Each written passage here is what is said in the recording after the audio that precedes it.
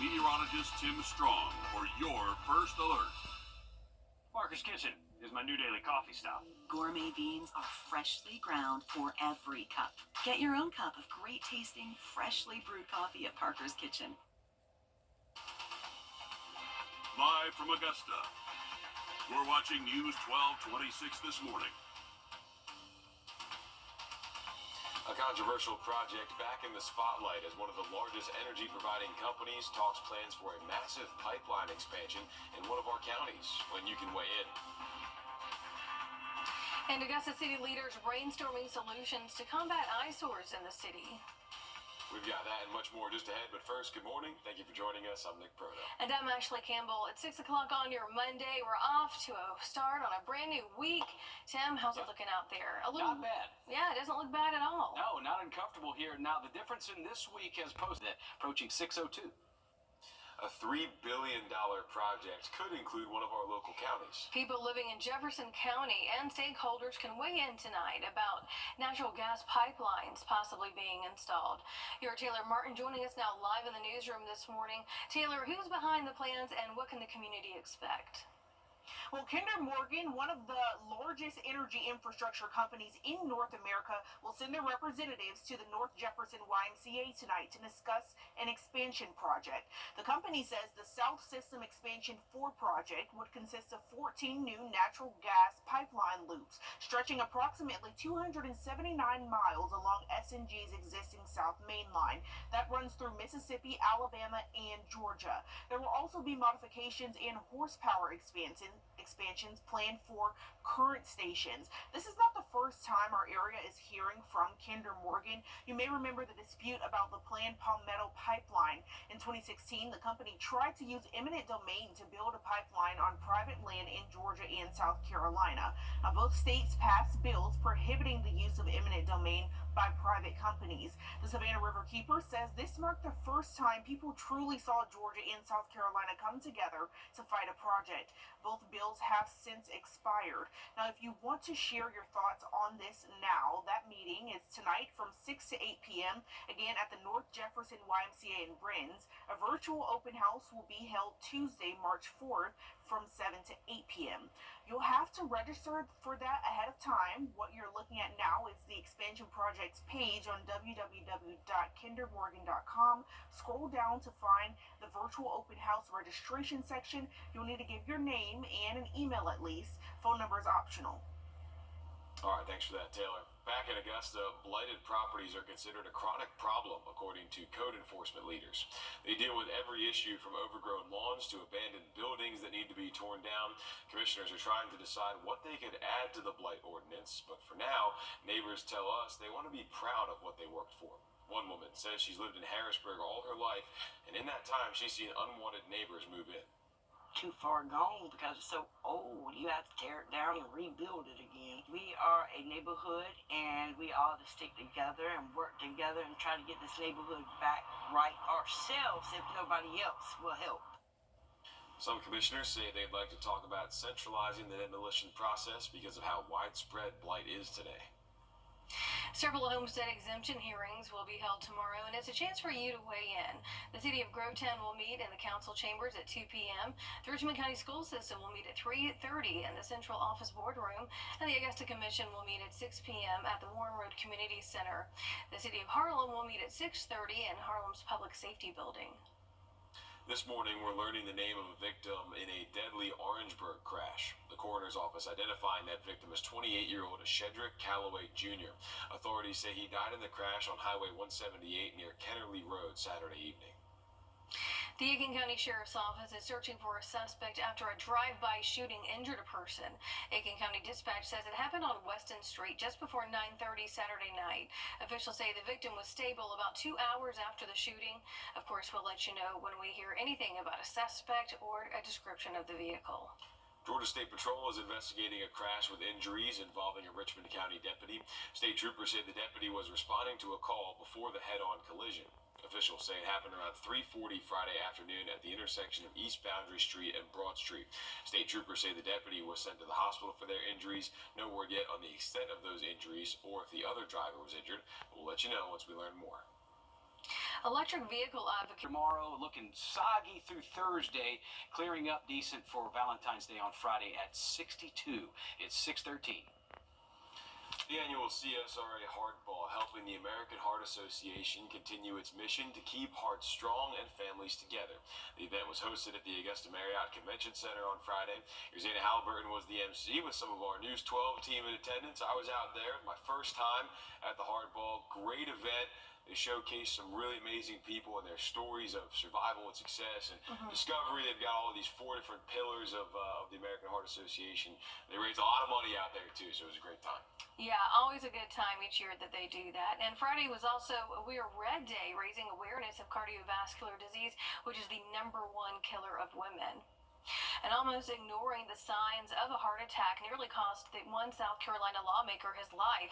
And doctors say that's the case for many men who don't act on those warnings. He's sharing his story with our State House reporter, Mary Green, hoping it may save someone else's life. All right, members, we're in the roll call. Please record your presence. We're in the roll call. When South Carolina lawmakers began their new legislative session last month, Representative Leon Howard took the seat he's held for more than a decade. But the Richland County Democrat is thankful to be here after what happened last summer when he woke up in the middle of the night. I had excruciating pain in my shoulder, which alerted me that there was a larger problem. It's a warning Howard admits he probably would have ignored and chalked up to indigestion or a pulled muscle. But just days before, Howard had attended a men's health workshop hosted by Prisma Health in Columbia. One of the points it drove home was how many men disregard the warning signs of serious cardiac problems. People tend to ignore these symptoms because everyone thinks, oh, well, I'm not having chest pain or I'm not having, the shortness of breath, so it may not be my heart. And that's where the difficulty comes. Dr. Summer Aldrew treated Howard after he called 911, was rushed to Prisma Health Richland Hospital, and underwent emergency surgery. He was having a massive heart attack. There's a term that we always use is time is muscle. And so the sooner that we can intervene and restore flow to the heart muscle, the less damage that the patient would have to his heart in the future. I would have pushed through it. Then I'd probably just have a massive heart attack at some point because my main artery was blocked 100%. Dr. Aldrew showed us what Howard's artery looked like when he came into the hospital, when you can't see part of it because it's blocked, and after his surgery, when it's cleared and visible. So all of this was missing. Howard spent several days in the ICU last summer and says months later he's gotten a good bill of health from his doctor. I have a second chance in life where I don't have major damage done to my heart. He credits Prisma's team for him being here today and urges other men to heed the same warning that he fortunately listened to. I feel like it saved my life, and hopefully someone else would have that same experience. Outside the typical signs of a heart attack like chest pain and shortness of breath, Dr. Aldrew says that to pay attention for unexplained pains. For example, if it feels like indigestion, which you normally don't get, or if you have shoulder pain but no injury or a history of one. She says atypical symptoms for women can vary, like nausea, vomiting, abdominal pain, even jaw or teeth pain. All right, time for our Take Me Home segment. I'm joined by Bobby Arthurs from our As we head to break, giving you a live look at Cabela Drive. Time now, 6:19.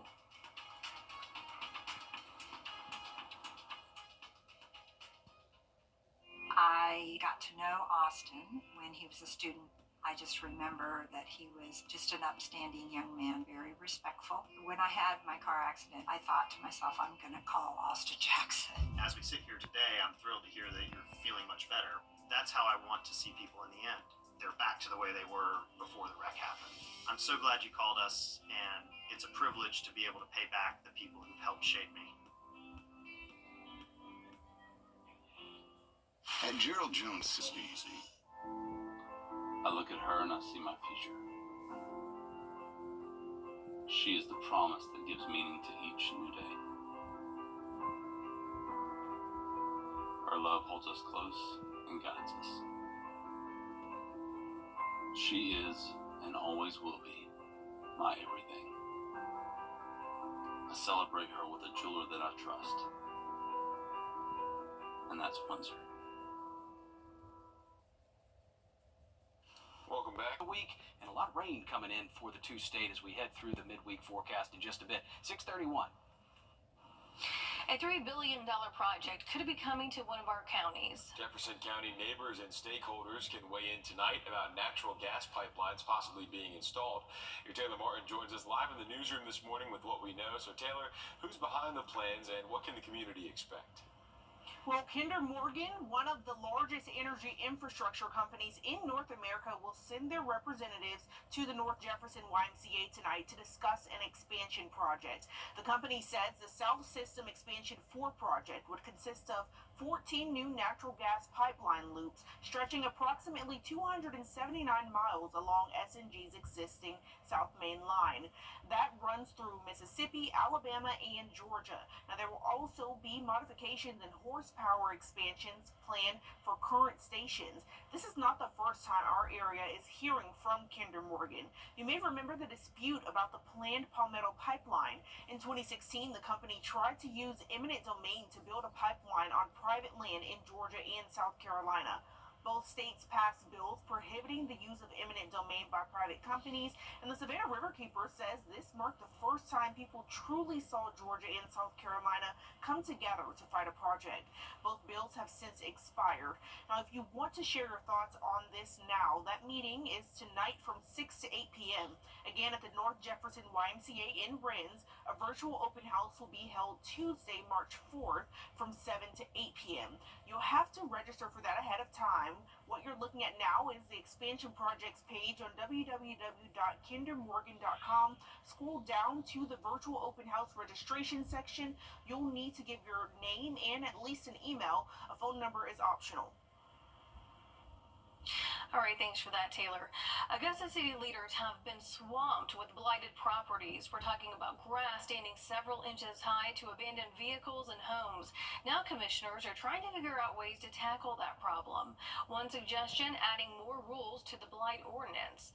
The Director of Planning and Development recommends her office and Environmental Services review a chronic nuisance ordinance to address the blighted properties faster. One homeowner says that she sees the eyesores firsthand and thinks that more could be done. As far as just start with basic street sweeping on a regular basis, on a weekly basis, and not having a street sweeper come whenever I put a 311 request in. Some commissioners also say they'd like to have conversations about centralizing the demolition processes because of how widespread it is, making it hard to see progress that's being made. This morning, we're working to learn the name of a victim in a deadly Edgefield County crash. Officials say it happened on Highway 230 near Towns Road Saturday morning at 4:30. They say a Ford F-150 and an electric scooter crashed into one another. Officials say the driver of the scooter died at the hospital. We'll let you know when we learn that person's name. Also this morning, the victim in a suspicious death investigation on Clarkston Drive in Richmond County has been identified. The coroner's office says he's 47-year-old Ryan Price from Evans. An autopsy has been scheduled. No word yet on a possible suspect. An Aiken mother faces murder charges after being accused of killing her unborn baby with drugs. That's her on your screen right there, 27-year-old LaQuanda Lee. The coroner's office says that they were called to Aiken Regional Medical Center for the baby's death about 3 months ago. Authorities say that Lee committed child abuse or neglect by knowingly taking meth during her 3rd trimester of pregnancy. Lee was arrested Thursday and she faces murder-homicide by child abuse. This weekend, the Georgia pilot will be laid to rest after the deadly D.C. plane crash with no survivors. Samuel Lilly and more than 60 others were on board an American Airlines plane and Army helicopter during the mid-air explosion. Lilly's a Georgia high school graduate. He was honored Saturday morning with a water cannon salute. The public memorial for Lilly will be at Georgia Southern Savannah's campus Fine Arts Center this Saturday at 11 a.m. Pending a boost in Hurricane Helene relief, Georgia could spend more than $800 million to help local governments and survivors after the storm caused major damage. The House voted Thursday to pass House Bill 67, which amends Georgia's current state budget running through June the 30th. It would boost spending on low-interest loans to farmers and the cleanup of downed timber on private lands by $75 million apiece. That measure now moves to the Senate for more consideration. A bill in South Carolina State House could ease taxes for boat owners across the state. The bill states that if passed, it would amend state code to provide a property tax exemption of 50% of the fair market value of watercrafts. It would also go into effect January 1st of next year and first apply to property taxes in the years following. The bill will be discussed today in Columbia. There'll be a lot of foot Nearly traffic. 6 new businesses are thriving in downtown Augusta since opening last year. Now the city's predicting a major business boom with more housing on its way. Augusta leaders say the city's economic success shows retail and service-based businesses are on the rise post-pandemic. Karen Hyde, owner of Three Crows Fiber, says all eyes are on the future of downtown Augusta. There'll be a lot of foot traffic around, and we're real excited to see what the city does with green space as well as sidewalks and things like that to make it convenient. The Downtown Development Authority says to expect more broader and nicher stores to come into play as Augusta's foot traffic grows. The Red Cross is ready to help South Carolinians apply for assistance for Helene damage. They're rolling out funds for homes destroyed or damaged in the storm. That enrollment site will be at the Riverview Parks Activity Center 2 days this week. You've got today from 10 to 7 and Wednesday from 10 to 5:30. Anyone who meets the eligibility criteria can stop by. You must be head of the household. Your primary residence must be either damaged to the point of extensive repairs or a total loss. We have the full list of requirements on Wrdw.com as well as how funds will be distributed. Just search for New Phase of Aid on our website. A temporary lane closure is extended in Columbia County. Leaders say it's at the intersection of Southern Pines Drive and Fury's Ferry Road. Utility installation is still underway and expected to last until Valentine's Day. So go ahead and prepare now for delays from 9 to 2:30 while crews work there. Still ahead, Atlanta construction sites barred by robot security dogs. Coming up, how the new invention is keeping an eye on intruders. Hey, it looks like our temperatures are going to hold steady most of the day here. A mostly cloudy sky. Temperatures cooling down with our rain chances going up into the middle of the week. That's all coming up next. And as we head to break, giving you a live look over the Calhoun Expressway at 6:38. Do you owe 10,000? Anywhere else? Find us at QueenCityOnline.com. Welcome back. Time now for your dog walk forecast. We've got another regular here, Leela May, spreading love for Valentine's Day. She says love is all you need. Look at that. Love it. Love it too. Keep sending in your pet photos, especially those Valentine's ones. We got that flow code right there on your screen, so go ahead and get that phone camera out, hit that, scan it, and let us see your beautiful animals like this one. Absolutely. Spreading the love this week. It's Valentine's Day on Friday. Remember that. Don't forget your flowers, chocolates, all that good stuff as we get towards the holiday here, Tim. It's that time. All right, then. We're looking at a partly to mostly cloudy sky. It's been a warm